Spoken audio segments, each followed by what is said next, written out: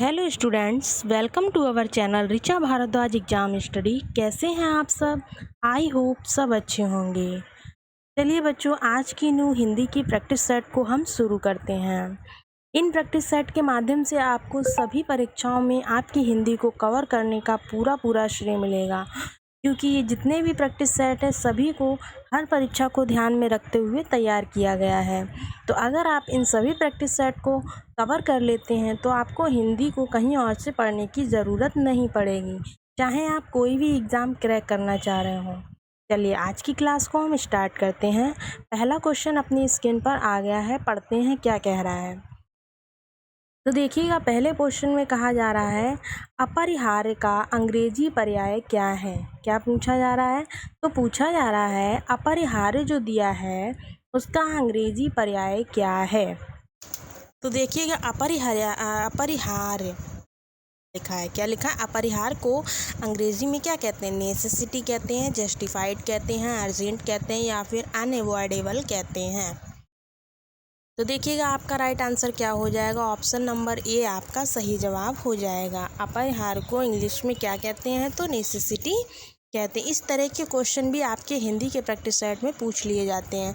Exam में जो भी क्वेश्चन आते हैं उनमें इस टाइप के क्वेश्चन भी होते हैं कि इंग्लिश में दे दिया जाए तो हिंदी पूछी जाती है, और हिंदी में दे दिया जाए तो आपसे उसकी इंग्लिश बनाने को कहा जाता है। चलिएगा नेक्स्ट क्वेश्चन देखते हैं अपना। अगला क्वेश्चन क्या कह रहा है? हित तरंगड़ी किसकी रचना है? पूछा जा रहा है जो हित तरंगड़ी है वो किसकी रचना है। इसी तरह से एक हिम तरंगड़ी है। कौन सी है? हिम तरंगड़ी। तो आप लोग कंफ्यूज ना होइएगा, ये हित तरंगड़ी ही पूछा गया है, नहीं समझो हिम तरंगड़ी मिसप्रिंट हो गया हो, ऐसा कुछ नहीं है, ठीक है। तो ये चिंतामणि की रचना है, ग्वाल की रचना है, या फिर कृपाराम की है, या फिर माखनलाल की है। तो जो हिम तरंगड़ी है वो किसकी है आपकी? वो माखनलाल चतुर्वेदी की है। और जो हित तरंगड़ी है वो आपकी किसकी है? तो हित तरंगड़ी आपकी कृपाराम की है। मोस्ट इम्पॉर्टेंट है क्योंकि कन्फ्यूज़न वाले क्वेश्चंस एग्जाम में ज़्यादा पूछे जाते हैं, तो ध्यान रखिएगा इसको। चलिए नेक्स्ट क्वेश्चन पर चलते हैं। अगला क्वेश्चन है निम्नलिखित में से सबसे पहले अपनी आत्मकथा हिंदी में किसने लिखी है। क्या पूछ रहे हैं? आत्मकथा जो हिंदी में सबसे पहले लिखी है वो किस व्यक्ति ने लिखी है। तो देखिए ऑप्शंस में दिया है श्याम सुंदर दास ने लिखी है, सेठ गोविंद दास ने लिखी है, या फिर जवाहरलाल नेहरू ने लिखी है, या फिर आपके राजेंद्र प्रसाद ने लिखी है। तो देखिएगा जो सबसे पहले अपनी आत्मकथा हिंदी में लिखी थी वो लिखी थी राजेंद्र प्रसाद जी ने। किसने लिखी थी? राजेंद्र प्रसाद ने। चलेगा नेक्स्ट देखते हैं। आगम की नाव, मराल, गंधमादन और कामधेनु शीर्षक निबंध संग्रहों के निबंधकार कौन है। ये क्या दिए हुए हैं? ये दिए हुए हैं निबंध संग्रह। कौन कौन से? आगम की नाव है, मराल है, गंधमादन है और कामधेनु है। तो इनके जो शीर्षक निबंध संग्रह है उनके निबंधकार कौन है ये पूछा जा रहा है। ऑप्शंस में दिया है विद्यानिवास मिश्र, रामविलास शर्मा, हजारी प्रसाद द्विवेदी, या फिर कुबेर नाथ नाय। बताइएगा आप क्वेश्चन नंबर 4 का आंसर क्या हो जाएगा। तो देखिए जो यहाँ पर निबंध संग्रह दिए हैं वो सब किसके हैं? तो ये हैं कुबेर नाथ नाय के हैं। नेक्स्ट देखते हैं।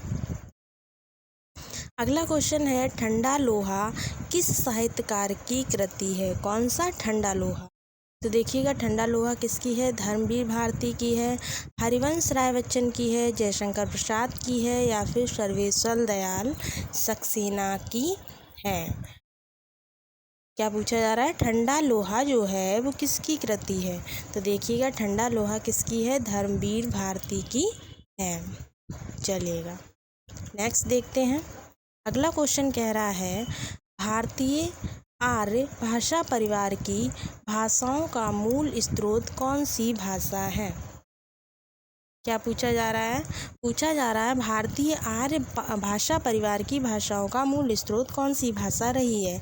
हिंदी रही है, वैदिक संस्कृत रही है, मराठी रही है, या फिर लौकिक संस्कृत रही है। तो देखिएगा आपका राइट आंसर क्या हो जाएगा। ऑप्शन नंबर बी वैदिक संस्कृत जो है वो इस स्रोत की मूल स्रोत की भाषा रही है।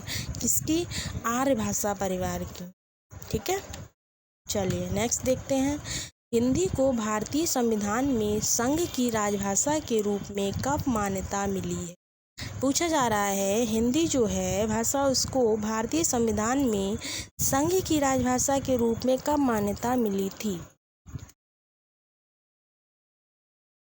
ऑप्शंस में दिया है 14 सितंबर 1949 को, 14 सितंबर 1948 को, 14 सितंबर 1953 को या फिर 14 सितंबर 1950 को। चारों ही ऑप्शन आपको कंफ्यूज करने वाले हैं, तो इसका राइट आंसर क्या हो जाएगा? ऑप्शन नंबर ए आपका सही जवाब है। 14 सितंबर 1949 को हिंदी को भारतीय संविधान में संघ की राजभाषा की मान्यता मिली। ठीक है। अच्छा देखिए, विश्व हिंदी दिवस जो है वो कब मनाया जाता है? तो विश्व हिंदी दिवस आपका 10 जनवरी को मनाया जाता है। बहुत पूछा जाने वाला क्वेश्चन है, विश्व हिंदी दिवस कब मनाया जाता है? तो ये आपका 10 जनवरी को मनाया जाता है। नेक्स्ट देखते हैं, अपभ्रंश का वाल्मीकि किसे कहा जाता है? क्या पूछा जा रहा है? पूछा जा रहा है अपभ्रंश का वाल्मीकि किसको कहा जाता है? पुष्पदंत को, धनपाल को, शालिभद्र सूरि को या स्वयंभू को? तो देखिए, जो अपभ्रंश का वाल्मीकि है वो कहा जाता है स्वयंभू को। इसको कहा जाता है स्वयंभू को। देखिए, मोस्ट इम्पॉर्टेंट मतलब कि अधिकतर पूछे गए क्वेश्चंस को ही हमने यहाँ पर कवर किया है, और जो आपकी परीक्षा में बन सकते हैं उन कुछ नए क्वेश्चंस को भी इसमें ऐड किया गया है। तो आपको इन सारे क्वेश्चंस को बहुत ही ध्यान से पढ़ना है। देखिएगा, नेक्स्ट क्वेश्चन है, या वर्ण का उच्चारण स्थान बताना है। क्या बताना है? या जो वर्ण होता है उसका उच्चारण स्थान बताना है। तो या वर्ण का उच्चारण स्थान हमेशा तालु होता है। क्या होता है? तालु होता है। चलिए नेक्स्ट देखते हैं। नेक्स्ट है, उद्यान का शुद्ध वर्ण विच्छेद क्या होगा? क्या पूछा जा रहा है? पूछा जा रहा है उद्यान का शुद्ध वर्ण विच्छेद क्या होगा? तो देखिए, उ दा गलत हो गया, क्योंकि यहाँ पर हलंत होना चाहिए, क्योंकि धा है ना। इसी तरह से उ ई आना बिल्कुल भी नहीं आएगा। ई फिर आ और दा, आ का तो कोई मतलब ही नहीं बनता है। तो ये तीनों ही ऑप्शन आपके आगे से ही मतलब एक ऑप्शन को देखते ही कट गए हैं। बचा कौन सा है आपका? बचा है ऑप्शन नंबर सी। कौन सा बचा है? बचा है ऑप्शन नंबर सी। तो यही आपका राइट आंसर हो जाएगा। चलिए, थोड़ा सा कॉमन सेंस यूज़ कीजिए तो आपके क्वेश्चंस कभी गलत नहीं होंगे इस टाइप के।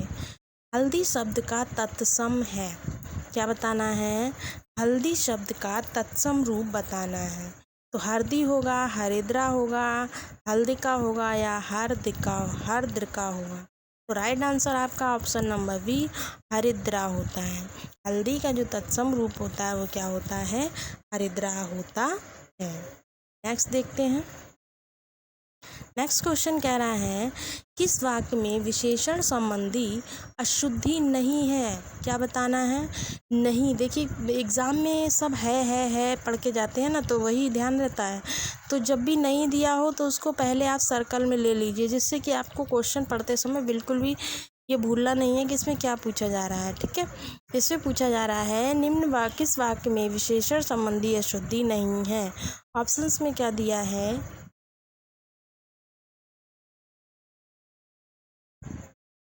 पहला ऑप्शन है वहाँ ज्वर की सर्वोत्कृष्ट चिकित्सा होती है।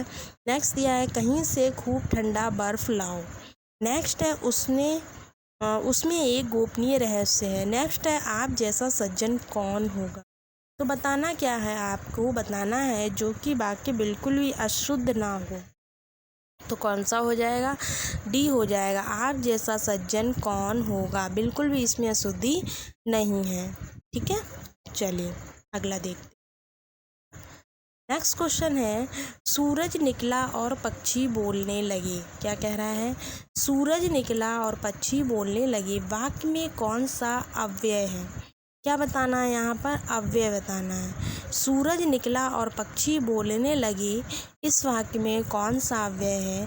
क्रिया विशेषण होगा, संबंध बोधक होगा, समुच्चय बोधक होगा या फिर विस्मयादि बोधक होगा?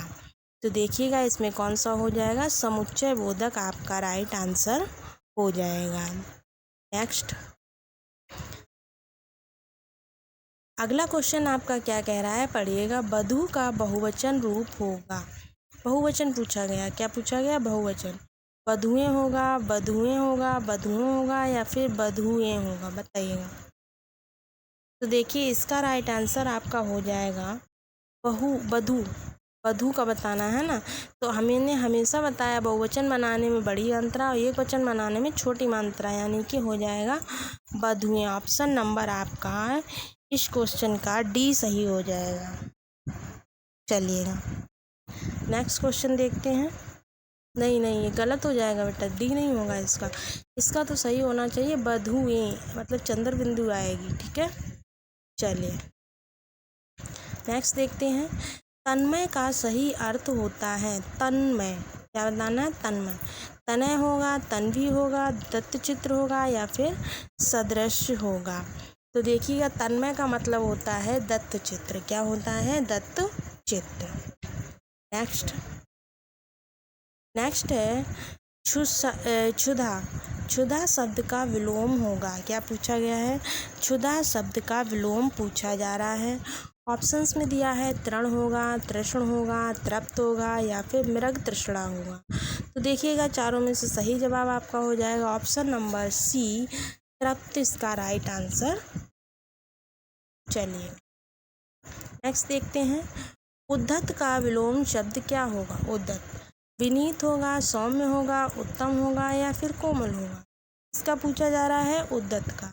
तो राइट आंसर आपका क्या हो जाएगा? ऑप्शन नंबर ए, यानी कि उद्धत का विलोम होगा विनीत। क्या होगा? विनीत। नेक्स्ट देखते हैं। नेक्स्ट है झूठा शब्द युग्म के सही अर्थ वेद का चयन कीजिए। पढ़ने में एक से थोड़ा सा अलग है। असत्यवादी और नज़र या फिर उच्छिष्ट भोजन असत्यवादी या फिर सदाचार पद्धति सत्यवादी या उपयुक्त में से कोई। तो बताइएगा इसका सही जवाब क्या हो जाएगा? झूठा और झूठा। तो झूठा का तो मतलब मालूम है असत्यवादी हो जाएगा। तो इसमें से देखिए तीनों ही ऑप्शन चले गए एक ही बार में। तो राइट बचा कौन सा आपका? ऑप्शन नंबर बी आपका सही जवाब। चलिए नेक्स्ट देखते हैं। निम्नलिखित में से अनेकार्थी शब्दों का कौन सा शब्द युग्म सही नहीं है? हमने कहा नहीं पर गोला बना लें। घट, अनेकार्थी घट, घड़ा सही है भाई। पानी, चमक, आदि, शिव, खेचर, खच्चर। यानी कि इसमें पूछा जा रहा है कौन सा शब्द युग्म सही नहीं है। तो सही नहीं बताना है ना। तो आपका राइट आंसर हो जाएगा ऑप्शन नंबर डी, खेचर। खेचर में पक्षी और खच्चर दोनों अलग अलग है। ठीक है, चलिए नेक्स्ट देखते हैं। नेक्स्ट क्वेश्चन है प्रामाणिक शब्द के मूल शब्द और प्रत्यय का सही अलगाव क्या होगा? क्या पूछा गया? प्रामाणिक शब्द के मूल शब्द और प्रत्यय का सही अलगाव पूछा जा रहा है। तो राइट आंसर आपका हो जाएगा ऑप्शन नंबर बी, प्रमाण धन एक। क्या हो जाएगा? प्रमाण धन एक हो जाएगा।